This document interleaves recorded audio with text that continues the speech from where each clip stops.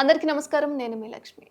జ్యోతిష శాస్త్ర పండితులు, వాస్తు శిక్షణ నిపుణులు, లలితాదేవి ఉపాసకులు బ్రహ్మశ్రీ నానాజీ పట్నాయక్ గారు ప్రస్తుతం మనతో పాటుగా ఉన్నారు. నమస్కారం గురూజీ. శ్రీమాత్రే నమః. గురూజీ, సాధారణంగా అమావాస్య అంటే ప్రతి ఒక్కరికి అదొక చెడు రోజు. లేకపోతే ఆ రోజు ఎలాంటి పనులు మనం ప్రారంభించకూడదు అని అనుకుంటారు.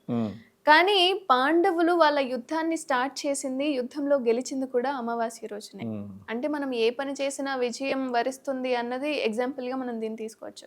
కానీ అమావాస్యని ఎందుకు అంటే చెడు రోజుగా కానీ, లేదా పనులు స్టార్ట్ చేయని రోజుగా కానీ, బయటకు వెళ్ళని రోజుగా కానీ చిత్రీకరించారు? లేకపోతే ఇదంతా నిజమేనా?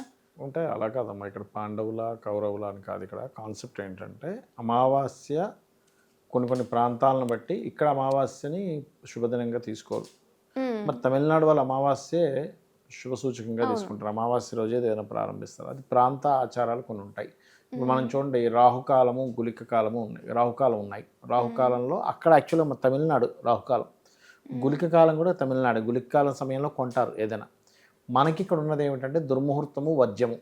ఈ ప్రాంతాన్ని బట్టి వర్జ్య దుర్ముహూర్తాలు వాడాలి. ఆ ప్రాంతాన్ని బట్టి రాహుకాలం, గుళికాలం వాడాలి.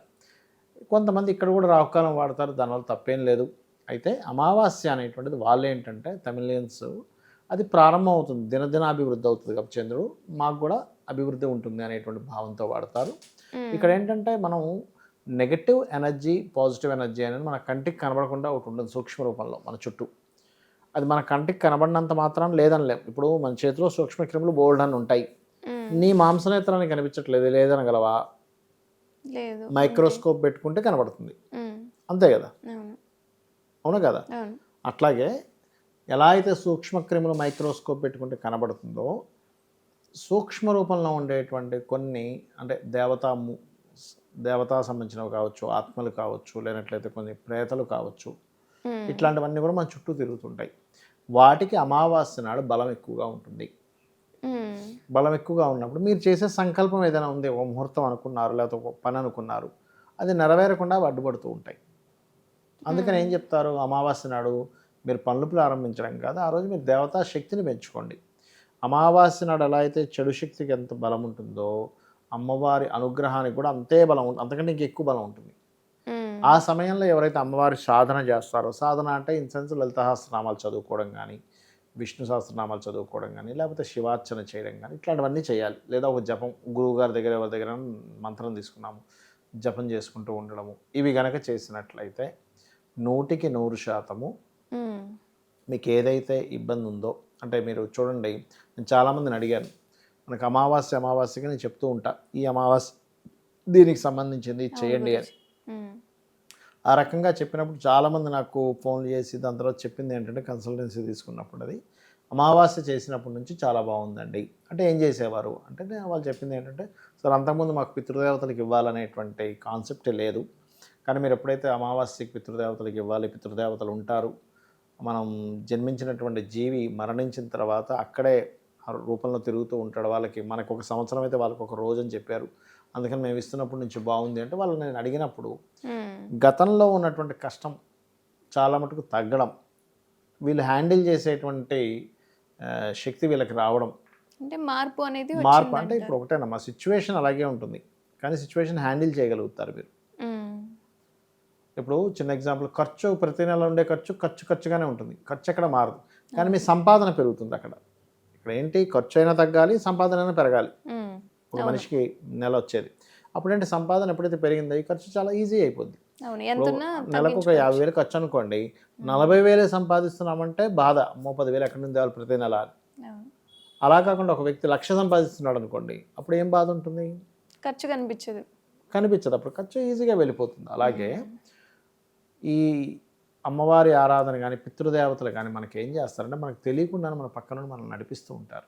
అంటే మనకు ఒక మనోధైర్యం కానీ, ఒక ఆలోచన రావడం కానీ, ఇలాగది ఇలా చేయాలనేటువంటి ఒక ఇది కానీ మనకు జరుగుతూ ఉంటుంది. మనం చూడండి, ఒక్కోసారి కొన్ని విషయాలు జరిగినప్పుడు ఒక మాయలాగా అయిపోతూ ఉంటుంది, అయ్యో ఏంటి ఇలా అయిపోయింది అనిపిస్తూ ఉంటుంది. ఏమిటి దానికి కారణం ఏమిటంటే, మీకు ఆ స్ఫురణ రాకుండా కొన్ని నెగిటివ్ ఎనర్జీస్ కానీ మిమ్మల్ని అడ్డుపడుతూ ఉంటాయి. వాటిని నిత్య దేవతారాధన చేసుకోవడము, అంటే రోజు దీపం పెట్టడం నేర్చుకోండి. ఫస్ట్ ఆఫ్ ఆల్ రోజు ఆలయానికి వెళ్ళడం, ఏదో ఒక మంత్రం తీసుకొని జపం చేసుకోవడం, స్తోత్రం చదవడం, కొన్ని కొన్ని అలవాట్లు చేసుకోవాలి. ఉదయాన్నే సూర్యోదయానికి ముందే నిద్రలేసి స్నానం చేయడం ఇట్లాంటివన్నీ చేస్తుంటే మీకు పుణ్యం అనేటువంటిది పెరుగుతుంది. అదేవిధంగా ఈ అమావాస్య నాడు ప్రత్యేకంగా స్వయం పాకంతో పాటు రాత్రి సమయంలో అమ్మవారి యొక్క ఆరాధన, లలితాసహస్రనామాలు చదవడం, వీలైతే గోశాలకు వెళ్ళి గోవులకి బెల్లము, క్యారెట్స్ ఇలాంటివి తినిపించడం, వీలైతే అమావాస్య నాడు నవగ్రహ పూజ కూడా చేసుకోమని చెప్తూ ఉంటారు. చాలా మంచిది చెప్పాలండి. నవగ్రహాల దగ్గరికి వెళ్ళి దీపం వెలిగించి ప్రదక్షిణం చేయండి, అది కూడా చాలా మంచిది. కాకపోతే అన్నిటికంటే గొప్పది ఏంటంటే లలితా అమ్మవారి యొక్క ఆరాధన చేయడం చాలా గొప్పది. ఎవరైనా ప్రత్యేకంగా అమావాస్య రోజే పుట్టారనుకోండి, ఉదాహరణకి అమావాస్య రోజు పుట్టడము, లేదా చంద్రుడు వీక్గా ఉన్నప్పుడు పుట్టారు, అలాంటి వాళ్ళకి అమావాస్య వచ్చినప్పుడు మరింత ఎక్కువ ఇబ్బందులు వస్తూ ఉంటాయి. కానీ ఈ ప్రక్రియ ఎవరైతే పాటించారో ఆటోమేటిక్గా క్లియర్ అయిపోతుంది. ఎందుకంటే అమావాస్య అంటేనే చంద్రుడు వీక్ అయ్యాడు, అక్కడ క్షీణ చంద్రుడు అంటారు. చంద్రుడు మనకి వేదం పరంగా చంద్రమా మనసో జాతః అంటారు. అంటే చంద్రుడు మనసుకు కారకుడు. మీ చంద్రుడు ఎంత వీక్గా ఉంటే మీ మానసిక స్థితి అలా ఉంటుంది. చంద్రుడు స్ట్రాంగ్గా ఉన్న మానసిక స్థితి బాగుంది, ఏదైనా చేయగలుగుతారు మీరు. అందుకని చంద్రుడు వీక్గా ఉన్న రోజు మీరు అమ్మవారిని కనుక స్మరించినట్లయితే చంద్రుడు స్ట్రాంగ్ అవుతాడు, మీ జాతకంలో ఉండే చంద్రుడు. అప్పుడు ఆటోమేటిక్గా మీకు మానసికమైనటువంటి దౌర్బల్యం పోవడము, ప్రతిదానికి బాధపడడం, ఇవి పోతాయి. ఫస్ట్ జరిగేది ఏంటంటే అమావాస్య పూజలు కానీ అమావాస్య నాడు మనం పితృదేవతలకు ఇచ్చినప్పుడు కానీ జరిగేది ఏమిటంటే ఫస్ట్ చిన్న చిన్న విషయాలను పట్టుకొని మనం ఏడవం. ఇవన్నీ చిన్నవి వదిలేయి. ఇప్పుడు పట్టుకొని ఏడ్చినంతసేపే మీ బాధ, వదిలేస్తే ఏముండదు అక్కడ. ఇది కాకపోతే ఇంకోటి నేను ఇంకోటి సంపాదించుకోగలుగుతా, ఇదేనా అనేటువంటి ఫీలింగ్ మనకు కలుగుతుంది. ఆ స్థైర్యాన్ని ఇచ్చేది ఎవరు అంటే పితృదేవతలు, అమ్మవారు ఇస్తారు మీకు.